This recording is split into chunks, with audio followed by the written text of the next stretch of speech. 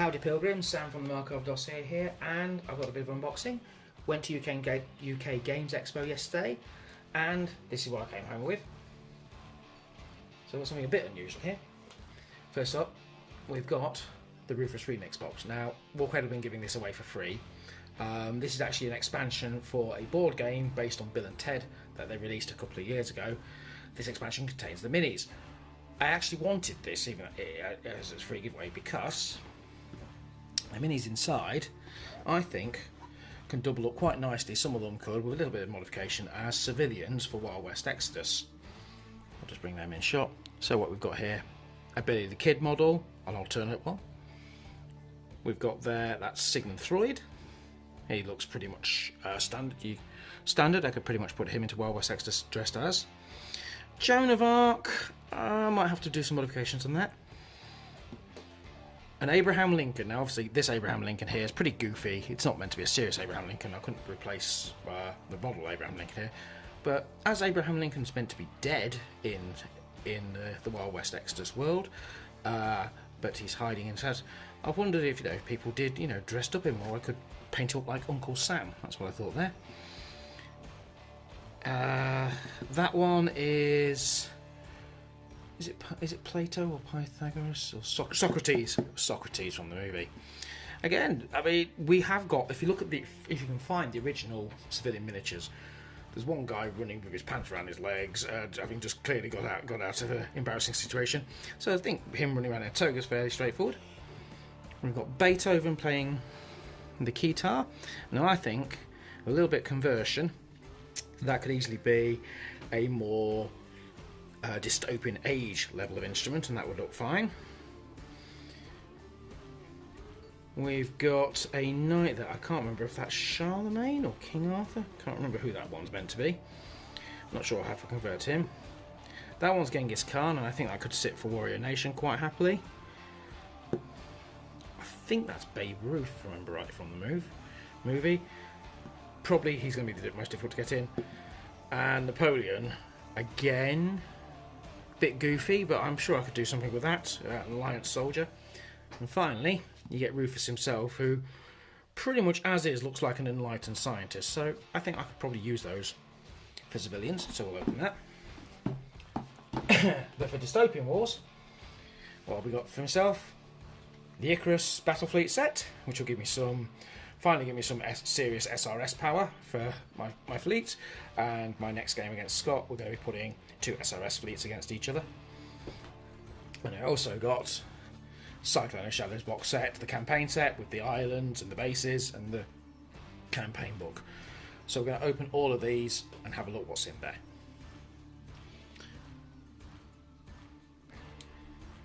Okay, so let's get this one open. So I've got my trusty craft knife. Just going to score along there. There we go. I love new boxes. Let's see what we get in here and have a look at these models and see if I can do anything with them. So they come in a nice presentation pack. These cards are for the game. The game's still available if you're interested, if Bill and Ted is your thing. The game it was quite a good game by all accounts. I never got round to getting it. I did want to get it, I just never got round to it. So I might still get it, because I think Warcraft are currently selling it for £15. So if you like your board games, why not? Those are the cards for the game. Let's have a look at the models. Now, lid off. And let's see, shall we start with Rufus himself? Let's have a look, let's bring him up to shot. So there's Rufus. As you can see, he's a sort of green plastic. It's more of a game piece plastic than a wargaming model plastic, but that is perfectly paintable. Very nice details on him. Actually, he's got a nice coat on, waistcoat, his signature, hopefully you can see that, his signature narrow eye specs, and so on, looking very much like the actor from the film. Very much the enlightened guy. I think I'll just paint that coat up white, give him a fancy waistcoat, maybe paint the goggles as metal, and he'll look quite nice as a enlightened scientist. That's the first one.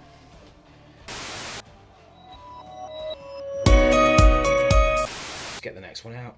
So let's start with, I believe, Sigmund Freud. Oh, look. Again. Considering this is a game piece, that's not a bad lot of detail, is it? Clothing wise, that's pretty much good for the period. He's a little later actually for reality, but not bad for the period. Detail on the glasses. He's got a cigarette in his mouth. Nice hat. Yeah, he'll do fine as a civilian with a cane.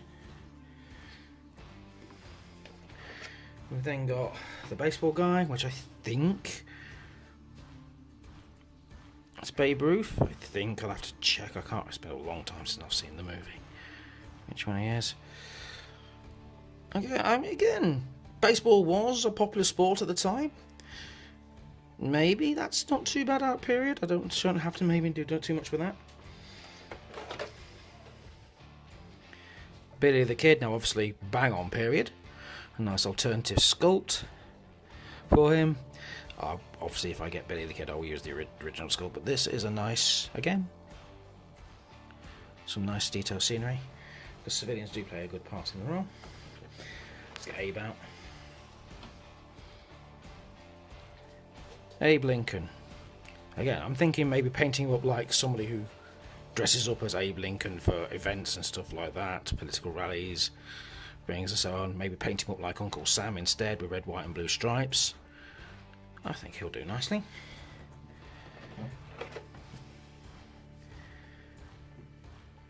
Genghis Khan. Look at the armour and his weapon. I like that. I think he'll do very well for a warrior nation. Especially if you're further north, near Canada and stuff like that. Warrior nation, wearing the furs, yeah. I can see that working.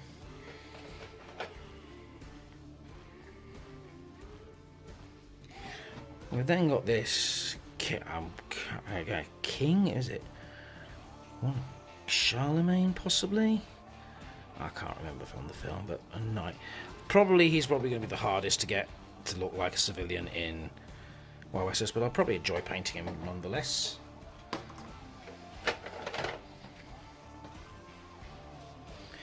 That's meant to be Joan of Arc doing her exercises, if you remember the movie, when she starts running a fitness class.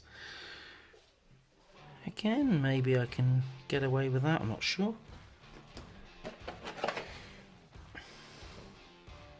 Beethoven with the guitar. So I'm planning on putting some brass and metal on here. Maybe like a old gramophone speaker or something like that. If I can find some small parts that'll do that. Turn that instrument into something more dystopian age.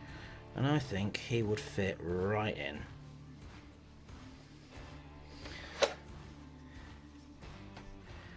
Napoleon? Suitably posed, of course, famously having his hand in his waistcoat pocket and waving his hand around and so on. Of course, the Alliance and the French, their uniforms won't be too far away from that, so why can't he be an Alliance soldier on off duty? And finally, Socrates. We can have him just got out of the bath, running from the cat house or something like that. I think there's that. And I think these are really nice miniatures. So if you get a chance to pick these up, if you get to see this before you go to UK Games Expo, pick these up, don't turn them down, pick them up. They're nice miniatures. Something to practice your painting on, something different to paint. I think they're well worth it. Right then, the next box. Okay, let's do the next one. I'm going to open the Cyclone box up next. Again, just scroll down there with a knife. And open it up. Lovely artwork. I love this sort of artwork of the Empire Colossus taking on the Union like this. Automata's just off shot there, but something burning in the background. It's a nice set. Nice piece of artwork, that. So, I know others have already opened these and shown that album, but I'm excited to see this. So first up out of the box, we've got the map of, so it starts out Union and Federated States, opening up, oh, it's the hex grid. Good. this is the area. If I open this out, that part of the area that the campaign covers. I'm not going to be able to get all this in shot. I'll have to move it around a bit to get all this in shot. But Hook's Reach, just here, with the Enlightened base symbol on it there. There's a Promethean complex there. French Polynesia. At the top here, if I move to the top of the map, the Hawaiian Islands. And here, let's see there. That is the coast of Australia. New Ireland, New Britain. Well, obviously New Zealand in our turn. I'm not sure if they were ever called that, but New Zealand, I'm sure that is. Oh no, that's New Zealand down there. Okay, my geography sucks. That's New Zealand down there. New Britain, New Ireland. Ooh. My geography sucks. I can't remember what islands those actually are now. There are people who live in the southern hemisphere now shouting at me over the internet. It's Fiji Islands. I'm now going to have to look that up, and I'll get Scott to put the right words on in a minute. Okay, so that's somewhere up there. Sound like a right plank now, don't I? Okay, but that's the nice hex map. So as you can see, it's a Union one, 1874. And if I flip that over, oh, the artwork of the it's a full-size poster artwork of the platform set. So you've got the wreckage down the bottom there. The Imperium fighters coming in. Lovely shot of the actual. Just turn the camera back a bit. There you go. Lovely shot of the actual platform itself and so on. That is a really nice piece of artwork again. Let's fold that up.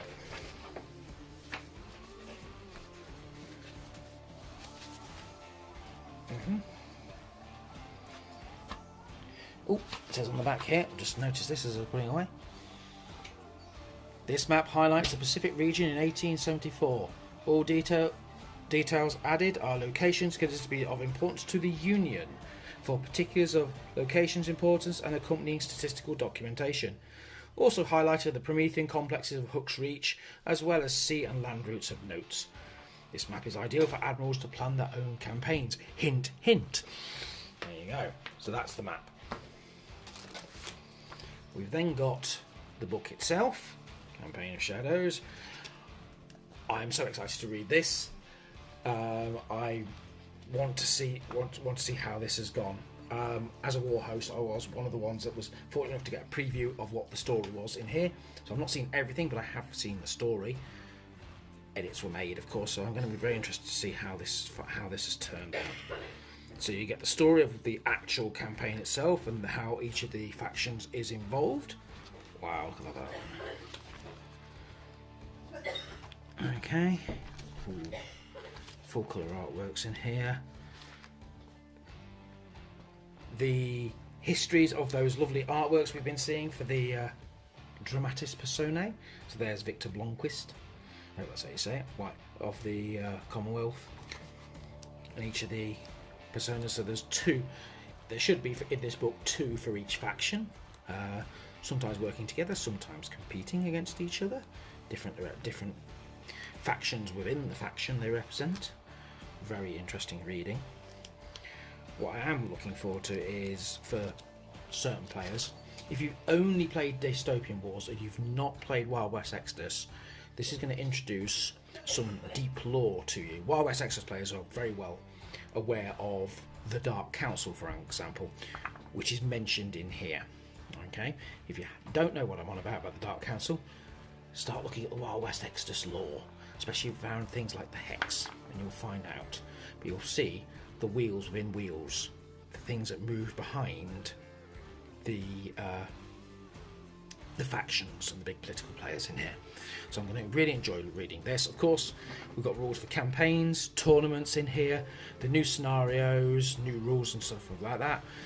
really looking forward to those. Having seen what Calvin's done with a tournament over in Wisconsin, and we're going to be talking to him soon about how that went. Really looking forward to the tournament rules in here. Model wise, these must be the islands. Now, as we know, most of these islands are from the Islands of Archipelago set. However, we should have a brand new island in here with the factory on it. I'm not sure if it's not that one. Let's have a look. It's the biggest one of the ones. Let's have a look what we've got. That's one of the originals. Let me find the one I'm thinking of. That's it there, this one. This one I think is the new, one of the newer pieces. You can see there's a factory on there. Look, it's lovely detail on this. It's going to paint up so well. Chimney stacks. Little docks, not even the little docks there, look. And so on.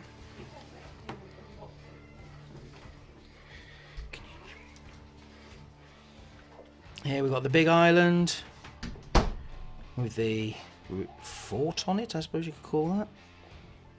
Again, lovely texture there. This one with a nice round tower, which conveniently does take a turret. So you put a turret in there of any faction. It'll look really good, so if you want to have them defend themselves, you can do. These smaller islands. And so on. So they are really nice. I look forward to getting them painted up. And then finally, in the box, we've got, I should have 3 of the platform sprues. I've already got some platforms. I've got the Hunt for Prometheus set, which gave me 2 platforms already, so that brings my total to 5. These are fantastic.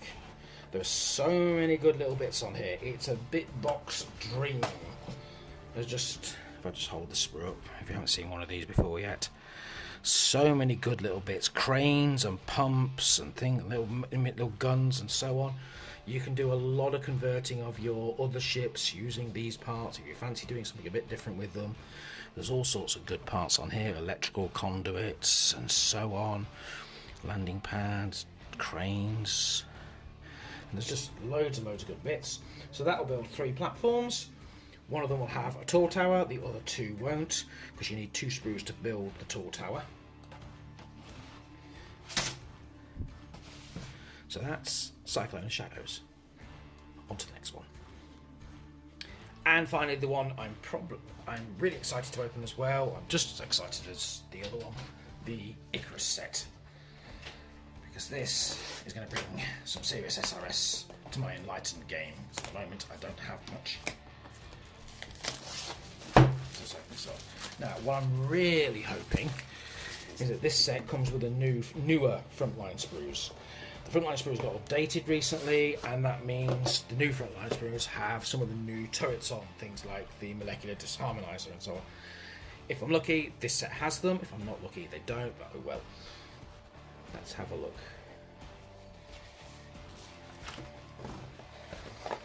So, bases for the SOS, we know about that. Let's have a look at the sprues to start with. Yes, they have. Look. There you go. That's the sort of thing I'm looking for. The newer the newer turrets that I can put on the thing. So that is. Ooh, I think that's a molecular disharmonizer. I need to have a look correctly what they are. Particle cannon. Another molecular disharmonizer there. That's the standard launch ramp for the carrier version of frigates, which is carrier version of the cruisers, which is what I'm going to do with these. These are going to be all SRS when I'm finished with these. Also, I know the Thule set, which I've pre-ordered, has the turrets on that will turn a frigate into an ammo carrier, AMO carrier. It's either ammo or AMO, I'm not sure how you pronounce that. And I'll be doing that with a lot, because I've got loads of frigates. So I've got frigates to spare, and I'll be turning some of those into AMO carriers, so I can totally SRS dominate the board. It's a risky tactic, of course. SRS, if you're launching SRS, you are sacrificing firepower, You also tend to be sacrificing survivability as well. They tend not to be the toughest of ships to do that. But if we're going to try it out against one of Scott's SRS lists with his Crown, or possibly his Imperium, that would be fun to see what happens. And so on. So that'll great. I've got the new frontline sprue, so I've got that one there. Slightly different sprue here for the frigates. And again, I think that's the caloric oscillator. That one, I think. And then we've got the standard pulse emitters that we know and love, and the particle beamers that we know and love and I use extensively. And yeah, those are bits for the frigates. SRS tokens. And underneath, yeah, a full sprue. So they cut it in half to get it in. There you go. So that's the sprues. Now let's have a look at the Icarus herself. See what we've got. Put this here and open her up. As always, when I do these videos, I will take close-up shots with the camera in a bit, so you can see them really clearly. I know the Icarus is a known thing. Ooh, gently, gently. So, that's a big piece, isn't it? Look at that. Okay, I've seen the, it's about the length of a Hypatia.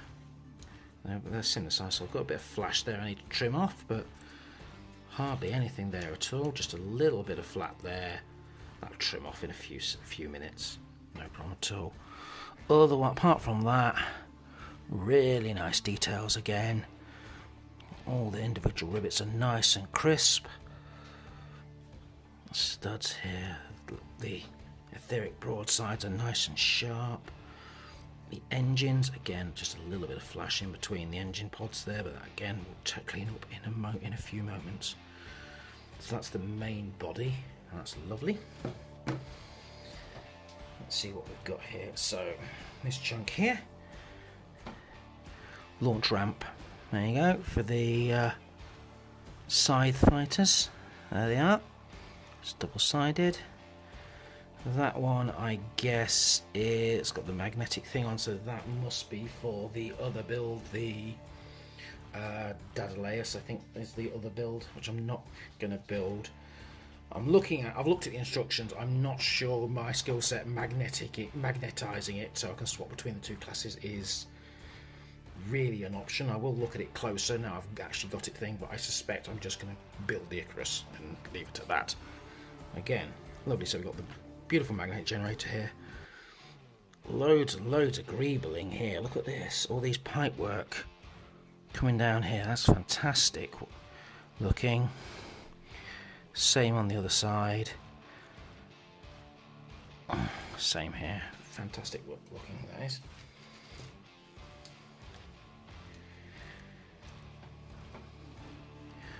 More bits and pieces. I'm not sure where these go. They look like cranes.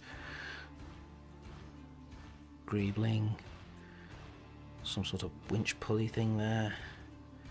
I think that's the landing ramp where the fighters come back in. Ah, no, that's the landing ramp where the fighters come back in. They belong on the Daedalus. Some sort of projector of thing. Control tower, that's better. Control tower of some sort. And then we've got, let's have a look here.